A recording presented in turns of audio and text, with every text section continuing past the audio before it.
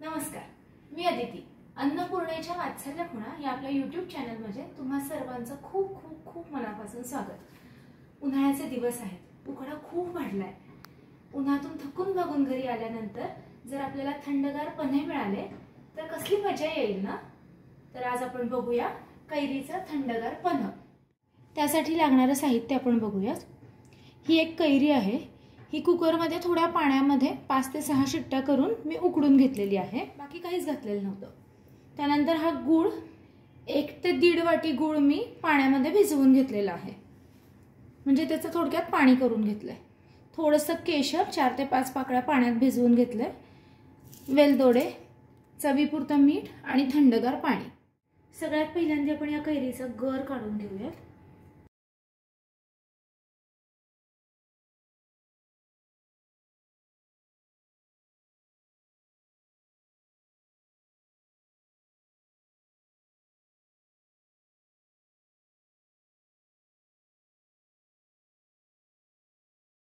हा कैरीचा गर आपण गाळण्यातून स्मॅश करून घेऊया, म्हणजे तो एकजीव होईल.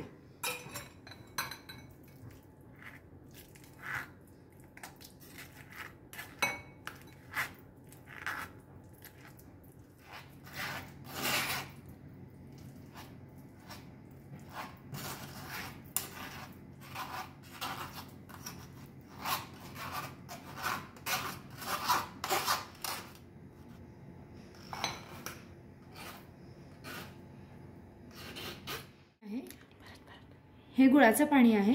1 ते 1.5 वाटी गुळ मी भिजत ठेवला होता, साधारण 2 ते 3 वाट्या पाण्यामध्ये. तो विरघळेपर्यंत मी तो भिजत ठेवला आणि गुळ विरघळल्यानंतर आता आपण तो फक्त गाळणीतनं गाळून घेऊयात हे सगळं पाणी, म्हणजे त्याच्यामध्ये काही कचरा असेल तर ते गाळलं जाईल. आता हे कैरीच्या गरामध्ये मिक्स करतोय आपण. हे एकदा मिक्स करूयात आणि परत एकदा गाळून घेऊया, म्हणजे ह्या गुठळ्या ज्या झालेल्या आहेत त्या निघून जातील. आता आपण सगळं मिक्स करून घेतलंय. हे अजून एकदा गाळणीने गाळून घेऊयात. तर ह्याच्यात एखादी जरी गुठळी असेल तरी ती विरघळली जाईल. हे व्यवस्थित गाळून घेऊयात.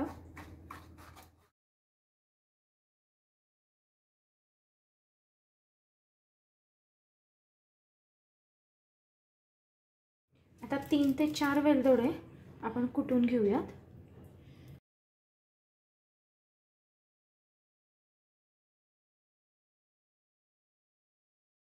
ही वेलदोड्याची पावडर आता आपण या गरामध्ये घालून घेऊयात.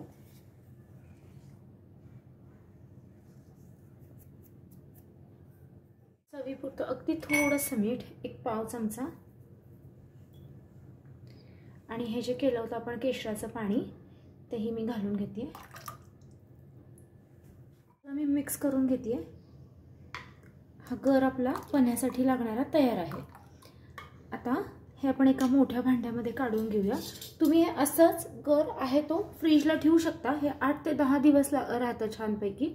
जेव्हा तुम्हाला पन्ह बनवायचं आहे तेव्हा हा गर आणि थंड पाणी हे मिक्स करून दिलं तरी चालतं. आता हा सगळा गर मी घेते. साधारण 1.5 पट पाणी त्याच मापाने मी घालते.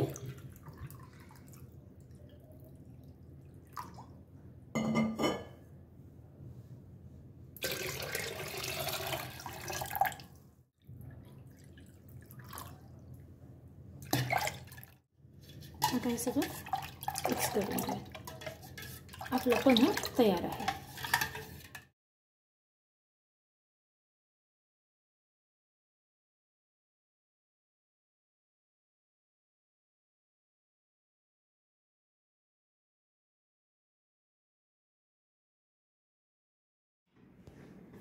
कैरीचा थंडगार पन्ह तयार आहे.